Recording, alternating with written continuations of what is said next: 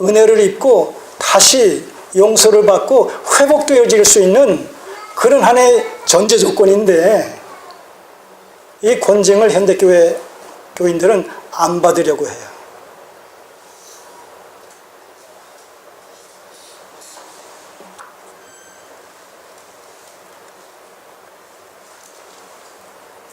그리고 권징을 시행하려고 하면 교회가 여기만 있느냐 하면서 다른 교회를 쉽게 간단 말입니다.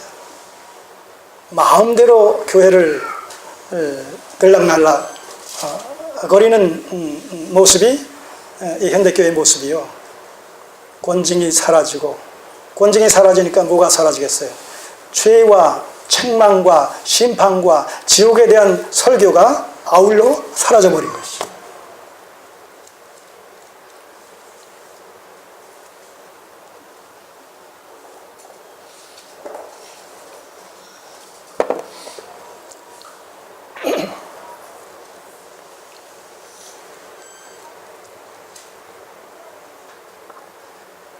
하나님께서는 이스라엘 백성들에게 얼마나 이런 말씀들을 통해서 하나님을 향한 신앙의 순수성을 보존하는 일은 이스라엘 백성들의 삶의 바로 영순이다 하는 얘기예요. 1순위다.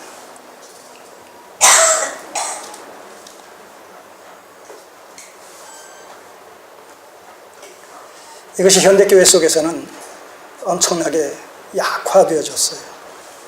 그 결과는 뭡니까? 교회의 세속화가 이루어진 것이죠. 교회 안에서의 모습과 교회 밖 세상에 돌아가는 모습이 별반 다를 것이 없어요.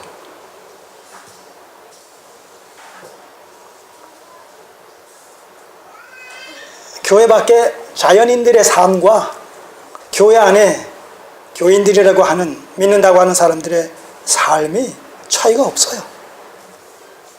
동일한, 어떻게 보면 가치관 속에서 살아가고 있단 말이죠. 엄밀한 의미에서 교회는 하나님의 나라로 존재해야 되거든요. 메시아 왕국으로 존재해야 되거든요. 이 세상을 어둠으로 표현한다면 이 교회는 빛이기 때문에 어두운 저들을 향해서 진리의 빛을, 복음의 빛을 비춰야 될 이런 위치에 있는 대상이 바로 교회인데, 교회도 암흑 가운데, 세상도 암흑 가운데, 같이 암흑 가운데 머물러 있단 말입니다. 이것이 어찌 보면 21세기 현대교회의 모습이 아닌가. 그리고 그것이 가장 안타깝고 비극적인 그런 요소가 아닌가, 그런 생각을 해보게 됩니다.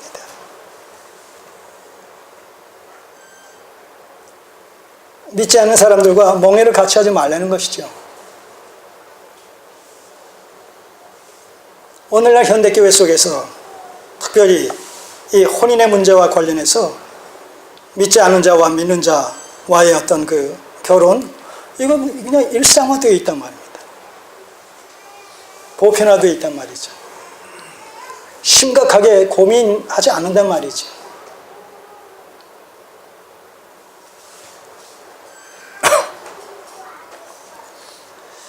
그런 그 사고방식, 그런 사고, 그런 사상이 팽배되다 보니까 그런 의식이 보편화되어져서 그래요.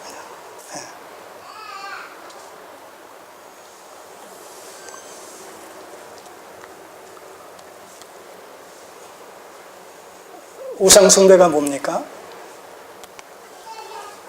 현대교회 속에서 우상숭배는 뭐라고 얘기하고 있어요? 성경은 신약에서 우상숭배는 탐심이라고 얘기하고 있지 않습니까? 골로새서 3장 5절에 탐심이 우상숭배다. 왜 탐심이 우상숭배입니까? 우리가 우상을 숭배한다라고 했을 때 그 우상숭배자의 속내가 뭐예요? 그 우상의 도움을 받아 자기 욕심을, 자기 소원을, 자기의 목적을 달성하고 성취하고자 하는 것이, 그것이 우상 숭배자의 그 속내 아니겠어요? 우상 숭배자의 그런 신앙심 아니겠습니까? 그러니까 그 욕심의 충족이니까 탐심이라는 거예요.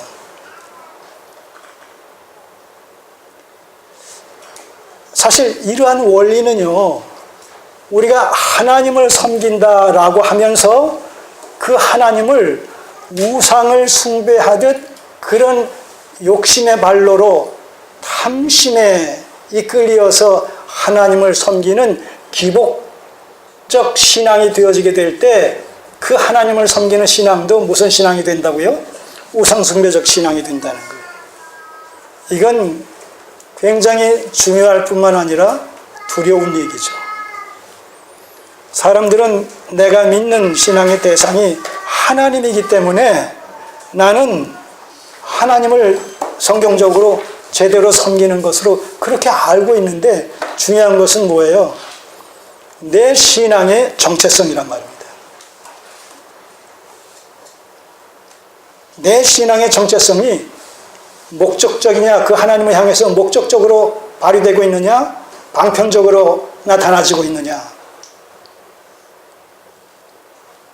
목적적으로 나타나지고 있다면 구원받은 사실에 근거해서 구원의 은혜의 영광을 찬미하기 위한 구원론적인 그런 신앙에 접촉이 되는 것으로 말미암아 그것은 성경적이고 바른 신앙관이 될 수가 있어요.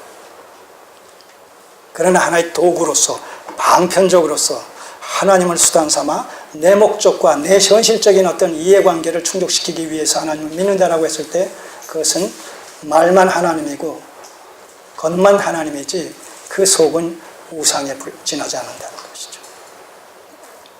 이걸 현대교회가 절감을 하고 통감을 하고 우리 개개인의 신앙의 정체성을 다시 한번 점검해야 될 이런 필요성이 있는 것이죠. 아니게 될 때에 우리는 주님 앞에 서는 날 무더기로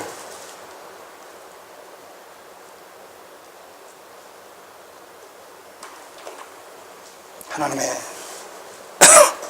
외면을 받을 수 있다는 겁니다. 자, 다시 돌아오셔서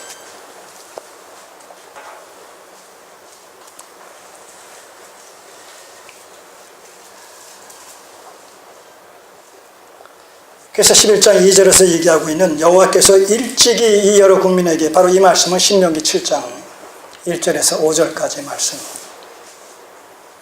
얘기하고 있단 말입니다. 경계시키셨어요. 경고했어요. 그러지 말 것을, 혼인하지 말 것을. 그런데 솔로몬은 뭐예요? 말년에 여인들을 사랑하고 여인들을 연애함으로 말미암아, 이 표현은 단순한 정략적인 혼인의 수준을 넘어서 정욕적인 육신의 정욕에 이끌려서라는 의미 속에서 우리가 해석을 할 필요가 있다는 것이죠. 자, 그런 결과로 말미암아 3절에 왕은 후비가 700이니요 아내가 700, 정실 아내가 700이니요 빈장이 첩이 300이니라. 천여 명의 처첩을 거느리게 됐다는 것이죠. 사실 이것은 도덕적으로도 참 비극적인 일이죠. 여러분, 이 왕의 아내나 이런 그 첩이 된다라고 했을 때, 이 또 천여 명 정도나 두고 있다라고 하게 되면, 솔로몬의 생애에 한 여인은 몇 번이나 만날까요? 자, 그렇기 때문에 한번 이 왕과 영관을 맺게 되면 뭐예요? 그의 삶은 우중궁궐에 갇힌 바 되어져서 그의 생은 그로서 마감되는 거죠.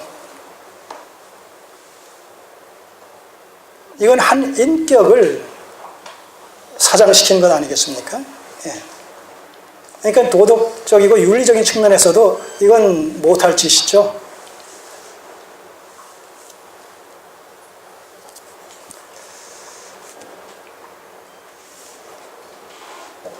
그 결과가 어떻게 됐어요? 3절 중반에 왕비들이 왕의 마음을 돌이켰더라. 하나님께서 경계시키신, 염려하셔서 경계시키신 대로 그대로 되어지는 거예요. 왕비들이 왕의 마음을 돌이켰더라. 좀 더 구체적인 설명이 4절에 나옵니다. 솔로몬의 나이 늙을 때에 왕비들이 그 마음을 돌이켜 다른 신들을 쫓게 하였으므로. 좀 젊었을 때는 그래도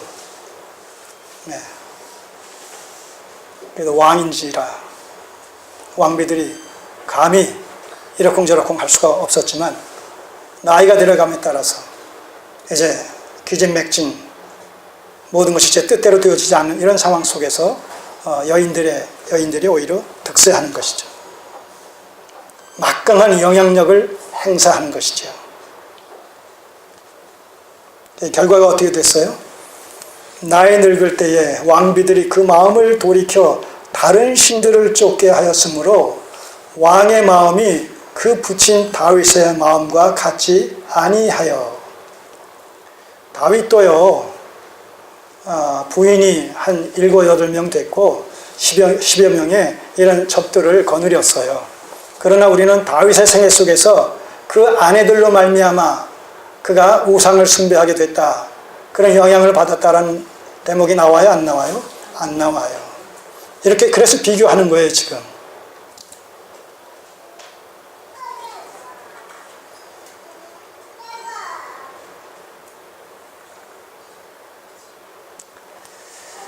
참 먼저도 말씀드렸듯이 그렇게 하나님을 전심으로 사모했고 전심으로 성전 건축을 통해서 하나님 경외하는 일에 총력을 경주했던 이런 그 솔로몬의 생애가 후반부에 와서 이렇게 한순간에 타락을 하고 쇠퇴를 해서 몰락하는 이런 모습을 참 보면서 인간의 죄성, 이 부패성 앞에 장사가 없구나. 결국 이 솔로몬이 죽기 직전에는 그런 사실들을 회개하고 깨우치고 회개한 것 같아요. 그렇기 때문에 전도서 같은 데서는 뭐라고 기록하고 있어요? 12장 13절에 일의 결국을 다 들었으니 하나님을 경외하며 그 명령을 지키는 것이 사람의 본분이다. 또 이런 그 1장이나 2장으로 가면 어떤 내용들이 나옵니까? 헛되고 헛되고 헛되더니 모든 것이 다 헛되도다, 이런 말씀이 나온단 말이에요. 그런 거 보면 죽기 전에는 아마 회개한 것 같아요. 그나마 다행이죠.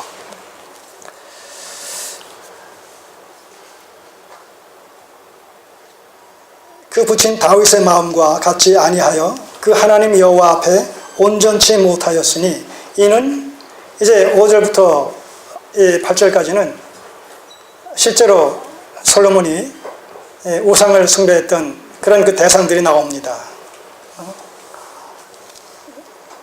이방 나라의 신들. 5절에 시돈 사람의 여신 아스타롯, 암몬 사람의 가증한 밀곰, 인신제사를 드리는 것으로 유명한 밀곰, 또 솔로몬의 여호와의 눈앞에서 악을 행하여 그 부친 다윗이 여호와를 온전히 쫓음같이 쫓지 아니하고 모압에 가증한 그모스를 위하여 예루살렘 앞 산에 산당을 지었고 또 암몬 자손의 가증한 몰록,